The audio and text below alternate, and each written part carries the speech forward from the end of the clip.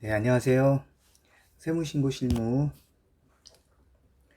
1주차 부가가치세 심화 강의 시작하도록 하겠습니다. 어, 이번 학기에는 부가가치세 실무 수업을 안내해 드리고요.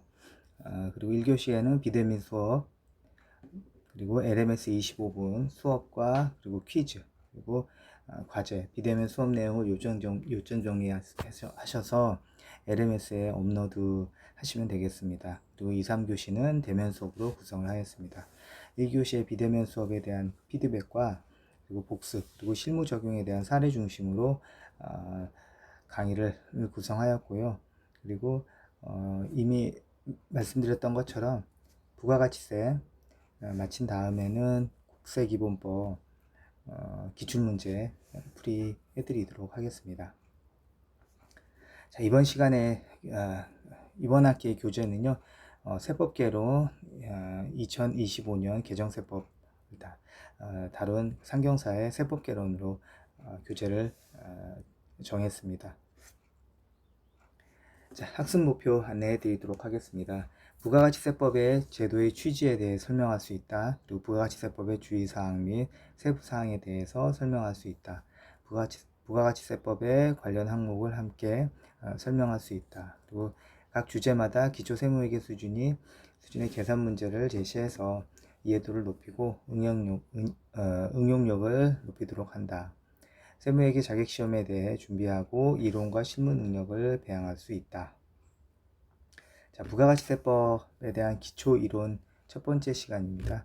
부가가치세의 유형과 성격, 그리고 부가가치세의 과세 방법, 그리고 국경세의 조정, 그리고 영세율과 면세의 개념과 원리에 대해서 다뤄보도록 하겠습니다. 자, 부가가치세의 유형과 성격, 지난 1학년 때 부가가치세의 기초 실무과정 배우셨는데요. 초반 부분은 약간 기초 이론은 중복될 수 있습니다. 참고해 주시기 바랍니다. 자, 부가가치세법에서의 세 가지의 유형 한번 보도록 하겠습니다. 자, 부가가치세는 Value Added Tax라는 VAT라고 우리가 약자로 얘기도 하고 있습니다. 생산 및 유통 단계에서 각 단계에서 생성되는 부가가치에 대해서 부과하는 조세입니다. 여기서 value added란 부가가치란 거래의 각 단계에서 사업자가 독자적으로 새로이 창출한 가치의 증가한 부분이라고 보시면 되겠습니다. 그래서 부가가치라는 것은 제조업자가 도매업자에게 물건을 팔았을 때 원래 제조업자는 이제 매출이고요. 자, 그리고 이 부분은 뭡니까? 자기가 도매업자 입장에서는 제조업자에서는 전 단계 매입을 일단 생략을 하고요. 실무상. 자, 도매업자 같은 경우는 어떻습니까? 이게 매입이죠. 그리고 이걸 다른 말로 뭐라 그러죠? 매출, 원가, 매입.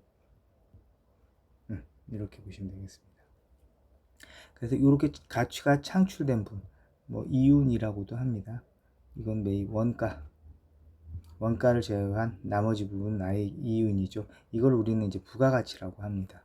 이 부가가치에 대해서 창출한 가치에 대해서 우리가 세금을 내게 되는 거죠. 자, 제조업자가 도매업자에게, 그리고 도매업자는 소매업자에게 이미 1학년 때 여러분께서 저에게 빵을 파셨던 가격, 그리고 거래의 각 단계, 밀을 수입하는 업자부터 시작을 해서 도정을 하고 유통하는 업자, 제조업자, 그리고 소매업자, 그리고 제 과정에 물건을 밀가루 납품하는 유통업자, 그리고 최종 소비자에게 부과된 빵의 가격부터 거래의 각 주체별로 납부해야 될 부가가치세를 설명을 여러분들께서는 들었습니다. 학습을 하셨고요. 자, 이러한 부가가치세의 범위는 어디까지로 볼 것인가 라는 이 부가가치세는요, GNP형이 있고 소득형과 그리고 소비형 이렇게 세 가지로 나누는데요. 현재 우리나라 포함해서 대부분의 부가가치세를 채택한 나라에서는요, 모두 소비형 부가가치세 제도를 채택하고 있습니다.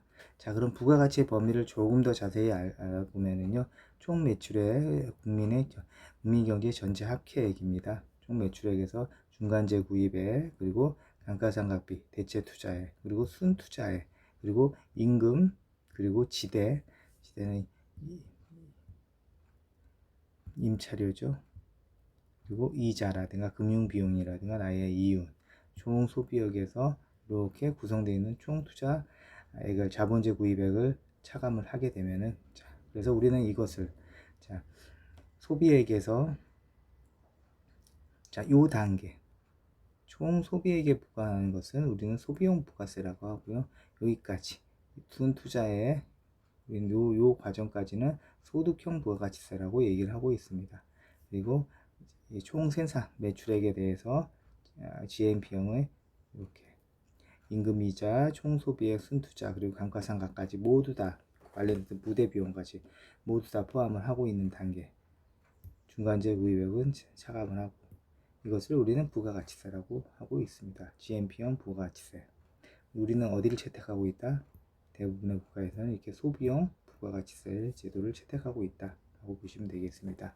자, 그럼 조금 더 자세히 설명을 드리자면요, 자, GNP형 부가가치세라는 것은, 이 유형은 국민 전체 입장에서 볼 때 부가가치를 국민 총생산이라고 보고요, 일정 기간 동안에 생산된 모든 생산물에 대한 가치로 파악합니다. 그래서 중간 생산물은 제외를 하고 있습니다. 그래서 이러한 부가가치세는 총 소비액과 총 투자액이 모두 포함된다고 보시면 되겠습니다. 자, 소득형 부가가치세 보겠습니다. 이 유형에서는 국민 경제 전체 입장에서 볼 때 부가가치세를 순국민세상 NMP라고 합니다. 그래서 일정 기간 동안 생산된 모든 생산물의 가치에서 감가상각비를 공제한 것으로 파악한다.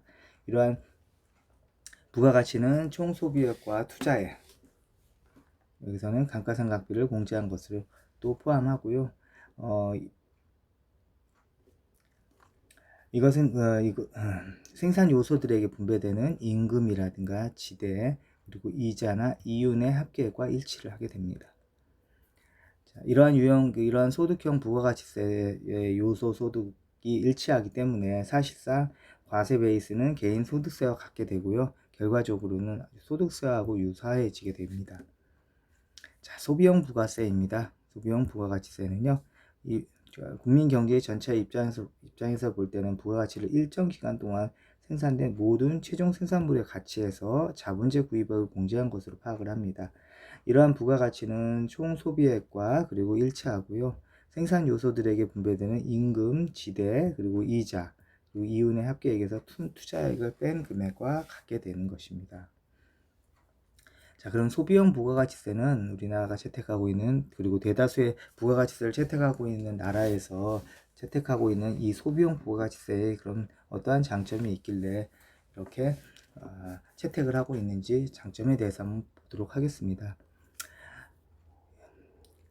부가가치세에서는 자본재 구입액을 부가가치의 범위에서 제거하고요, 자본재를 구입할 때 부담한 부가가치를 즉시 회수할 수 있기 때문에 투자의 촉진 효과가 있습니다. 또한 감가상각비를 계산할 필요가 없고요, 중간재와 자본재를 구분할 필요가 없습니다. 그래서 매입액을 무조건 우리는 부가가치의 범위에서 제거하기 때문에 아주 시행이 아주 간편하다는 거죠.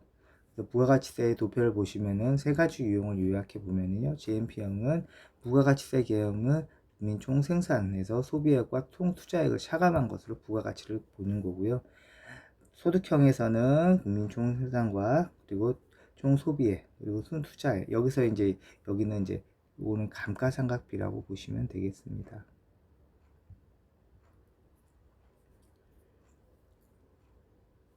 소득형 부가가치세를 이렇게 부가가치 개념으로 보고 있고요. 자, 총 국민 총 생산에서 요 T의 T승, I의 T승이 있죠. 요거는 보시는 것처럼 투자액에다가 감가상각비를 뭡니까? 더한 액을 통투자액이라고 합니다. 이 총 투자액은 만약에 여러분들 이렇게 보시면 되겠어요. 차량 운반부를 예를 들어서 이제 1,000만 3만 원에 구입을 했어요. 그럼 여기 감가상각비가 예를 들어서 1년에 뭐 50%다 감가상각. 그러면 여기 뭐예요? 500만 원이 되겠죠. 감가상각비. 이 순투자액에서 감가상각비를 더한 총 투자액이라고 보면 되겠습니다. 순투자액에서 자, 부가가치세의 계산 방법은 보시는 것처럼 임금 그리고 이자, 지대 그리고 이자 그리고 이윤 그리고 감가상각비를 모두 더한 방법에다 총 매출액의 중간재 구입액까지 차감을 하면 부가가치세가 계산이 됩니다. 자, 이렇게 마찬가지 순서가 되겠죠. 하지만 소비용 부가가치세는요, 여러분들 이런 거 다 생각하지 마시고요. 뭐예요? 매출에서 매입을 차감한다. 이것이 모두 다 여기 들어갔다. 이렇게 보시면 되겠습니다. 조세의 성격은 자, 요거는 소득세와 유사하고요. 이거는 소비세다 라는 걸로 보시면 되겠습니다. 그래서 투자에 미치는 효과는 자본재를 과세함으로써 투자를 억제할 수 있다는 거죠. 우리가 부가가치세 배웠을 때, 다뤄봤을 때 매입은 어때요? 사업용 고정자산에 대해서는 부가가치세를 공제해 줍니까? 안 해줍니까? 사업용 고정자산에 대해서는 대부분 요건에 맞추면은 대부분 다 공제를 해주고 있죠. 부가가치세를. 여기에다 뭐예요? 자, 그러면 사업 설비뿐만 아니라 고정자산이 사업 설비, 투자자산 모두 다 마찬가지겠죠. 이걸 우리는 자본재라고 하는데 이 자본재에다가 10% 부가세를 과세 매입 단계에서 과세를 해서 사온 거에 공제를 하지 않는다면 누가 투자를 과감하게 하겠습니까? GMP형에서는 투자에 대한 미치는 효과는 자본재를 과세함으로써 투자를 억제하는, 그래서 투자가 축소될 수 있다라고 보면 되겠고요. 소득형에서는 감가상각비 공제를 통해서 자본재에 대한 부가가치세를 환급하기 때문에 회수기간이 어떻습니까? 길죠. 토지가 건물 같은 경우에는 어떻습니까? 10년간 5%씩, 그렇죠?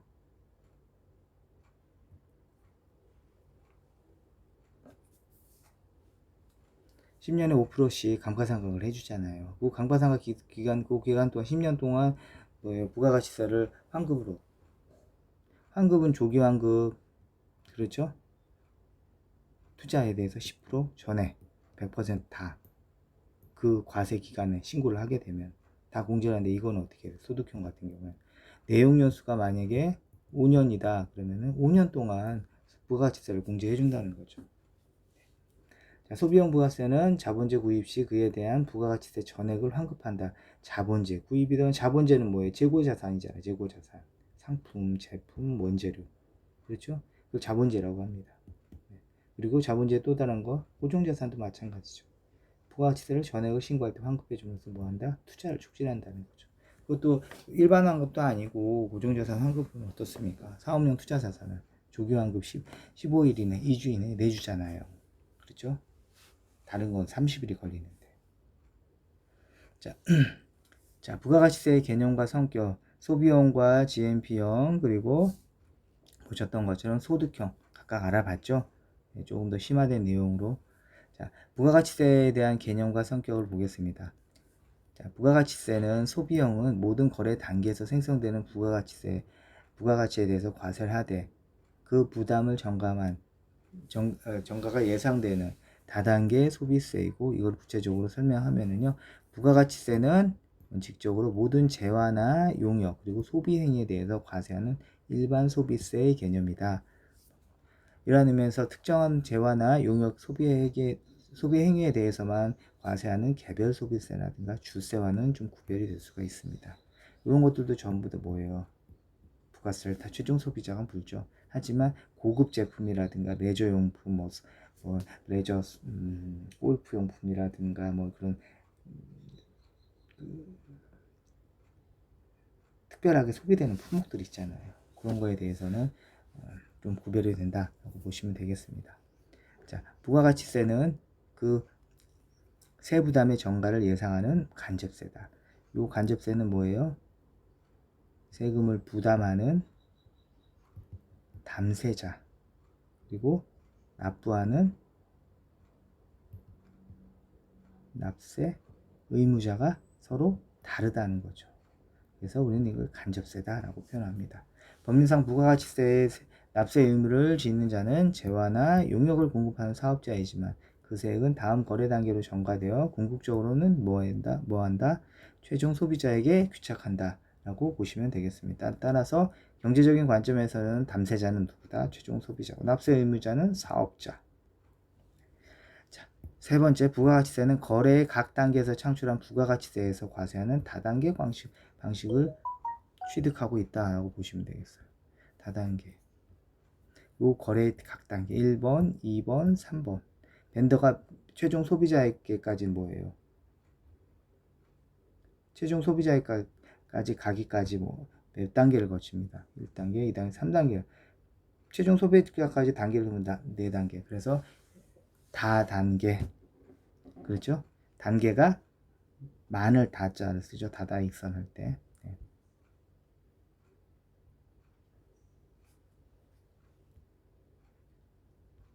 자, 그렇다면 부가가치세를 과세하는 방법은 어떤 것이 있을까요?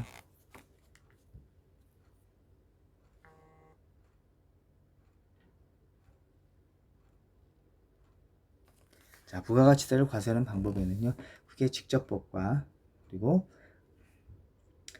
간접법 이렇게 나눌 수가 있겠습니다. 자, 같은 소비용 부가가치세라고 하더라도요, 부가가치세를 어떻게 계산하냐에 따라서 그리고 또 어떻게 과세하냐에 따라서 직접법과 전단계 거래공제법과 간접법 전단계 세액공제법으로 나누게 됩니다.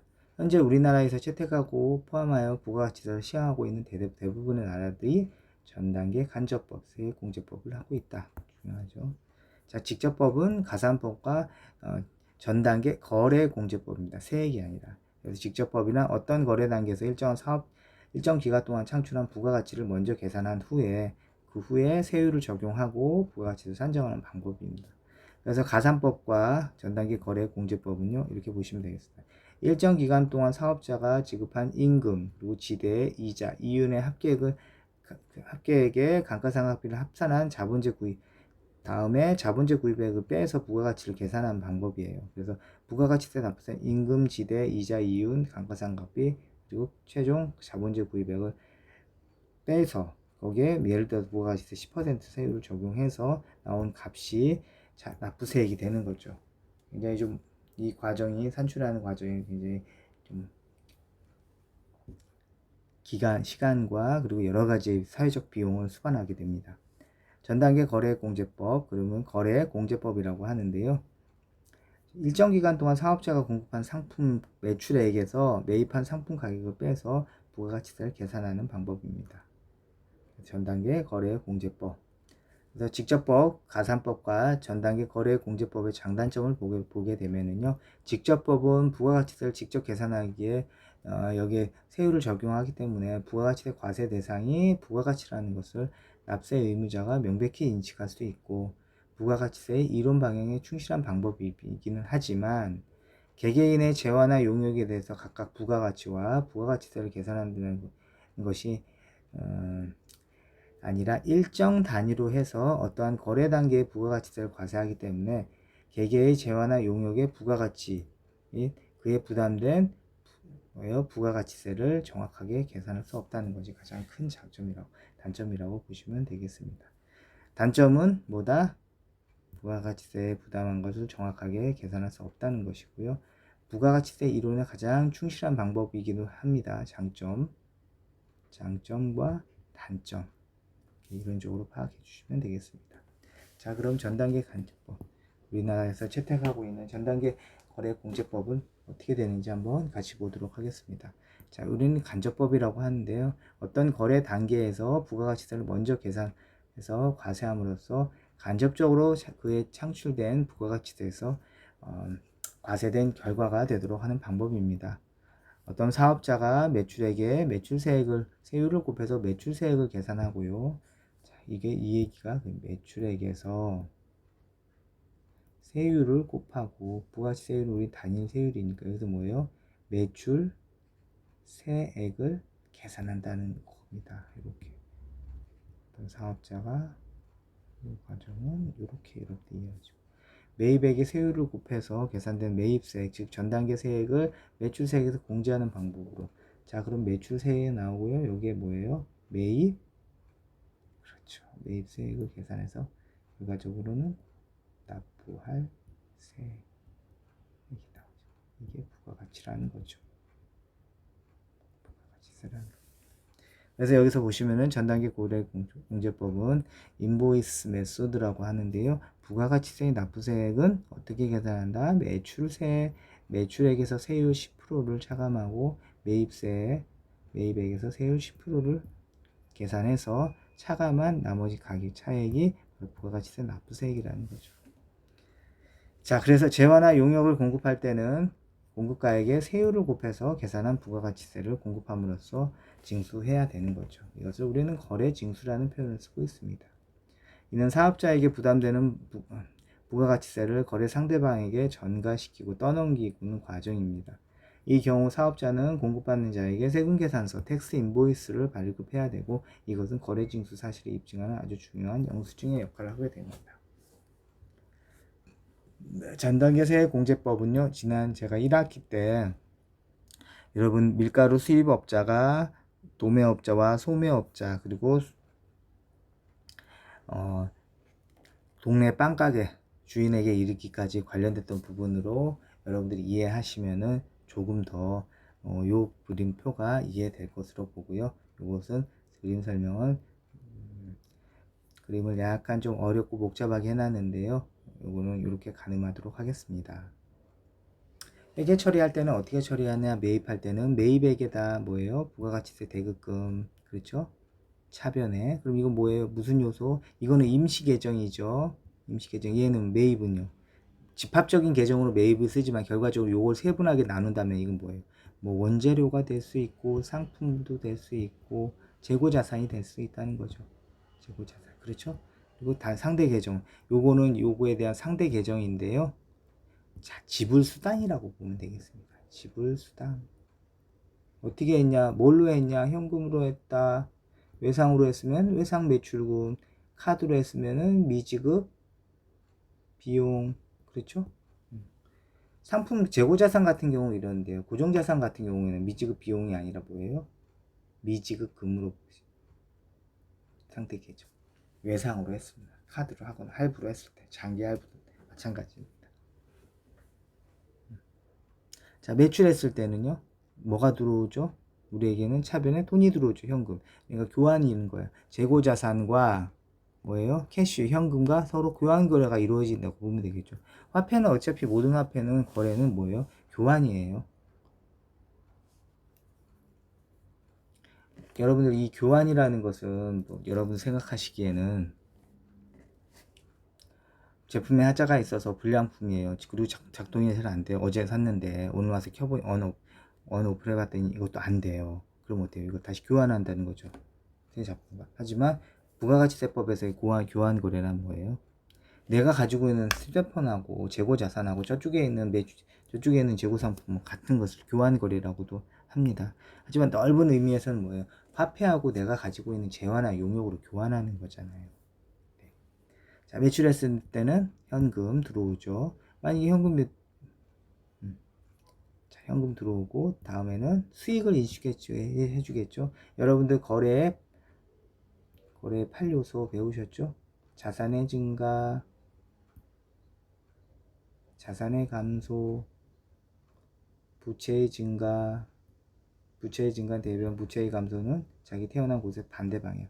부채의 감소, 그렇죠? 자산, 부채, 자본의 증가 대변, 자본의 감소, 수익의 발생 거래 대변, 그리고 비용의 발생 차변. 자, 이런 것들이 서로 이렇게 연결되어 있는 거, 그렇죠?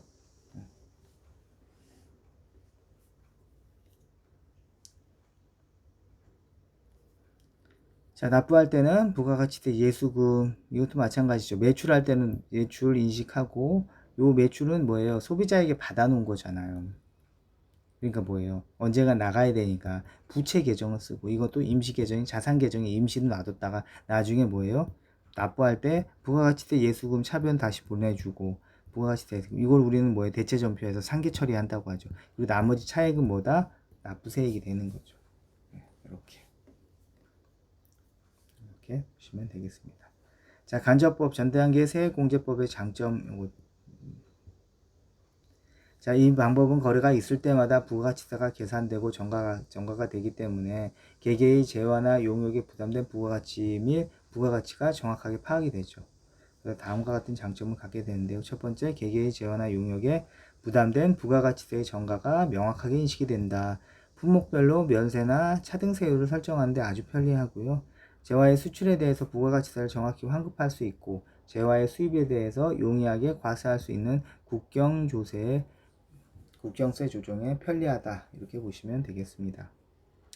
전단계 세액공제법의 논리적인 규결은 어떤 식으로 규결되냐. 이처럼 전단계 세액공제법은 거래 각 단계에서 사업자가 재화를 공급할 때 징수한 매출세액에서 재화를 매입할 때 거래 징수당한 매입세액을 차감해서 납부세액을 과세하는 방법입니다. 그래서 결과적으로 간접적으로 거래 각 단계의 사업자가 창출한 부가가치세에서 과세하면서 그 부담을 최종 소비자에게 전가시키는 효과를 나타내는데 이러한 구조를 취함으로써 현행 부가가치세법은 다음과 같이 규결이 된다 보시면 되겠습니다. 어떻게 과세 대상과 과세 표준으로 규결이 되는데 이론상 부가가치세 과세 대상은 거래 각 단계에서 차출한 부가가치이다. 그런데 전 단계 세액공제법은 이러한 부가가치세를 직접 포착해서 과세하는 것이 아니기 때문에 현행 부가가치세법에서는 재화 용역의 공급을 과세 대상으로 규정하고 있다라는 거죠. 그래서 우리는 이 총칭에서 이걸 뭐라고 본다? 과세 거래로 보겠다라는 거고요. 자, 인원상 과세표준 계산 이 두 가지로 규결이 되는데요. 자, 두 가지와 또 매입세액의 공제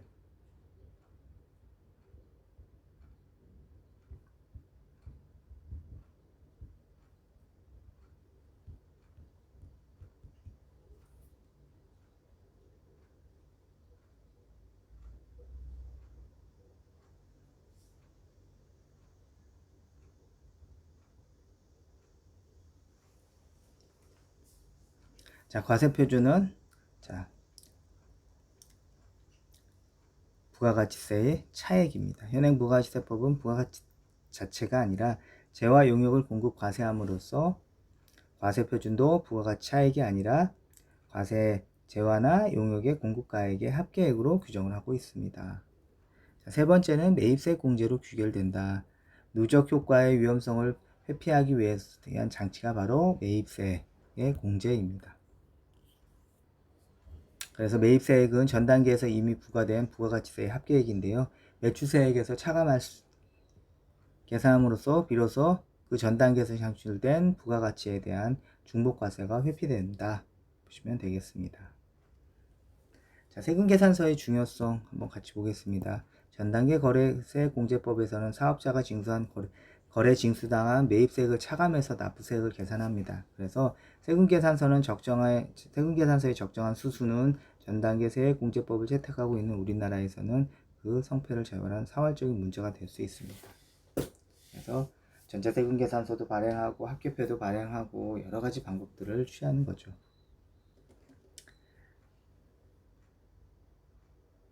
자, 그럼 퀴즈입니다. 다음에 들어갈 용어를 쓰시오.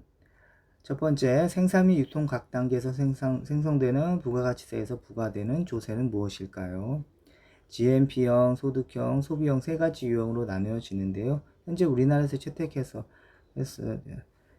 포함해서 죄송합니다. 여기 좀 오타가 났습니다. 포함하여 부가가치세를 채택한 나라에서 모두 채택하고 있는 방법이 무엇입니까? 이 세 개 중에서 부가가치는 거래의 각 단계에서 창출한 부가가치세에서 과세하는 뭐뭐를 취한다.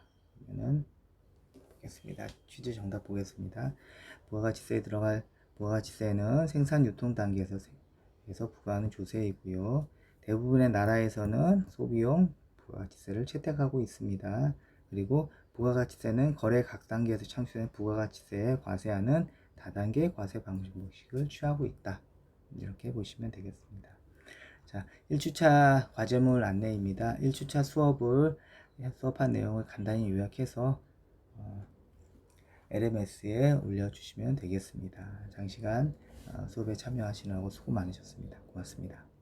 다음 시간에 뵙도록 하겠습니다.